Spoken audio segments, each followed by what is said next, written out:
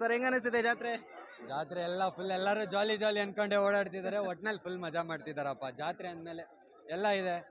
ಒಟ್ನಲ್ಲಿ ಕಳ್ಳೆಕಾಯಿ ಪರಿಚಯ ನಾನು ನೋಡಿ 8 ವರ್ಷ ಆಯ್ತು. ಅಲ್ಲಿಗೆ ನನಗಿದು ಒಂಥರ ಹೊಸ ಎಕ್ಸ್ಪೀರಿಯನ್ಸ್. ಇದಕ್ಕಂದ್ರೆ ತುಂಬಾ ಜನ ಸೇರಿದ್ದಾರೆ, ಅಷ್ಟೇ ಎಂಜಾಯ್ ಮಾಡ್ತಿದ್ದಾರೆ, ಅಷ್ಟೇ ಚೆನ್ನಾಗಿರ್ಲಿ ಅಷ್ಟೇ. ಸರ್ ಎಷ್ಟು ವರ್ಷದಿಂದ ಬರ್ತೀರಾ?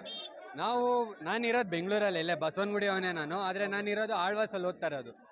ಹಾಗಾಗಿ ಇಲ್ಲಿಗೆ ಹಾಸ್ಟೆಲಿಂದ ಇವಾಗ ಎಷ್ಟು 8ರಿಂದ 9 ವರ್ಷದ ಇದೇ ಬರ್ತಾ ಇರೋದು.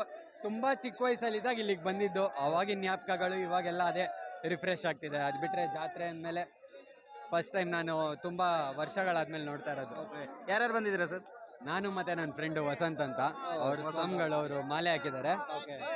ನಾನು ಅವನು ಚೈಲ್ಡ್ಹುಡ್ ಫ್ರೆಂಡ್ಸು.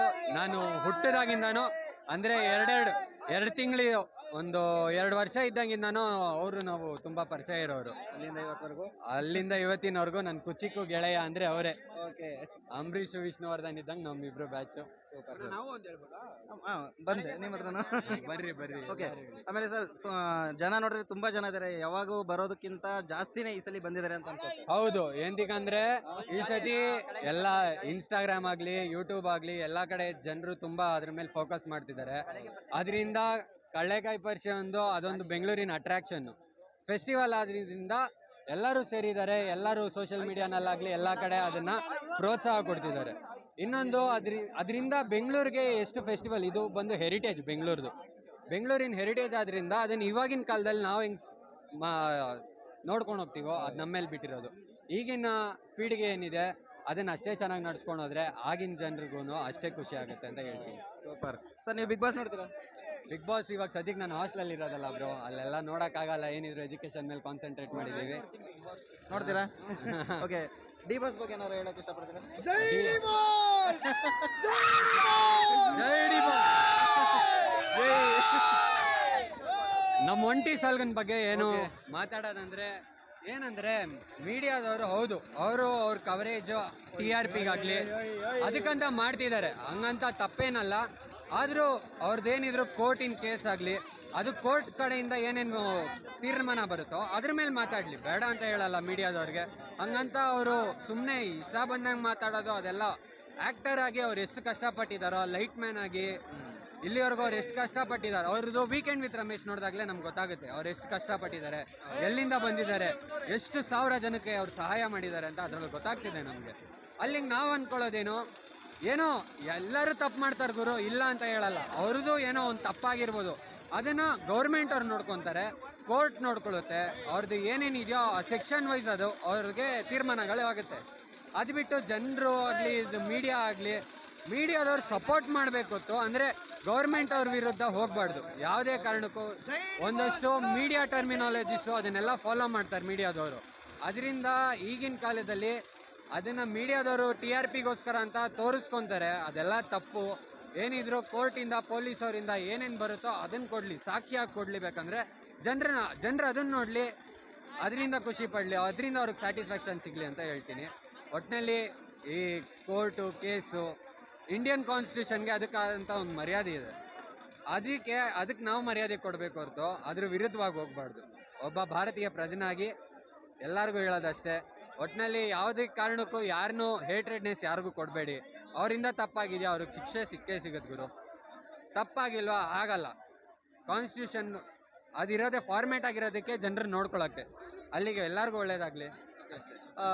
ಡಿ ಬಾಸ್ ಮತ್ತೆ ಒಳಗಡೆ ಹೋಗ್ಲೇಬೇಕಾಗಿರುವಂತ ಒಂದು ಪರಿಸ್ಥಿತಿಲಿದ್ದಾರೆ. ಸೊ ಅದ್ರ ಬಗ್ಗೆ ಏನಾದ್ರು? ಅದ್ರ ವಿರುದ್ಧವಾಗೂ ನಾವೇನು ಮಾತಾಡೋಕ್ಕಾಗಲ್ಲ, ఎందుకంದ್ರೆ ಅದು ಕಾನ್ಸ್ಟಿಟ್ಯೂಷನ್, ಅದ್ರ ಲಾ ಇರುತ್ತೆ, ಸೂಪರ್ವಿಷನ್ ಇಂದ ಬಂದಿರುತ್ತೆ. ಅದು ಕೋರ್ಟ್ ಏನು ತೀರ್ಮಾನ ಕೊಡುತ್ತೆ ಅದ್ರ ಪ್ರಕಾರ ನಡ್ಕೊಂಡು ಹೋದ್ರೆ ಎಲ್ಲರಿಗೂ ಒಳ್ಳೇದಾಗುತ್ತೆ ಅಷ್ಟೇ. ಲಾಸ್ಟ್ ಒಂದು, ಡಿ ಬಾಸ್ ಈ ತಪ್ಪು ಮಾಡಿದ್ದಾರೆ ಅಂತ ಅನ್ಸುತ್ತಾ? ಅದು ನಾವು ಮಾತಾಡಬಾರ್ದು, ಎಂತಕ್ಕಂದ್ರೆ ನಮ್ಮಿಂದ ತೀರ್ಮಾನ ಆಗಲ್ಲ ಅದು. ಹೌದಲ್ಲ? ಅದೇನಾಗಿದೆಯೋ ಪೊಲೀಸವ್ರು ನೋಡ್ಕೊಳ್ಳಿ, CBI ಅವ್ರು ನೋಡ್ಕೊಳ್ಳಿ, ಇನ್ವೆಸ್ಟಿಗೇಷನ್ ಫಾರೆನ್ಸಿಕ್ ಅವ್ರು ಇದ್ದಾರೆ, ಫಾರೆನ್ಸಿಕ್ಕಿಂದ ಎಲ್ಲ ರಿಪೋರ್ಟ್ ಬರಲಿ, ಅದೆಲ್ಲ ಪ್ರೂವ್ ಆಗಿದೆ, 100% ಅಕ್ಯುರೇಸಿ ಇದ್ದರೆ ಏನೂ ಮಾಡೋಕ್ಕಾಗಲ್ಲ. ಅವ್ರ ಕಡೆಯಿಂದನೂ ಏನೋ ತಪ್ಪು ನಡೆದಿದೆ. ಡಿ ಬಾಸ್ ಒಂದೇ ತಪ್ಪು ಅಂತ ಯಾವತ್ತೂ ಯಾರು ಅನ್ಕೊಳ್ಳೋಕೆ ಹೋಗ್ಬೇಡ್ರಿ. ಎಂತಕ್ಕಂದ್ರೆ ನನ್ನ ಮಗ ಹಂಗೆ ಮಾಡಿರೋದಕ್ಕೆ ಅವರು ಹಂಗೆ ಮಾಡಿರೋದು, ಆಯಿತಾ? ಅದು ಮಾಡಿರೋದು ತುಂಬ ಕೆಟ್ಟ ಕೆಲಸ ಅವರು, ಆಯಿತಾ?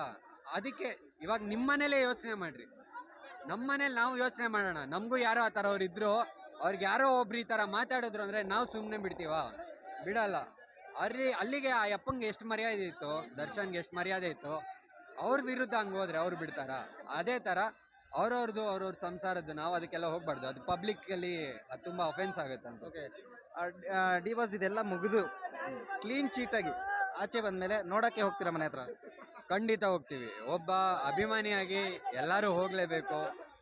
ಅದೊಂದು ಖುಷಿ, ಸಂಭ್ರಮ, ಎಲ್ಲ ಜನರಿಗೂ ಎಲ್ಲರಿಗೂ ಸಂಭ್ರಮ. ಅದು ಒಳ್ಳೇದಾಗ್ಲಿ ಅವ್ರಿಗೆ ಅಷ್ಟೇ.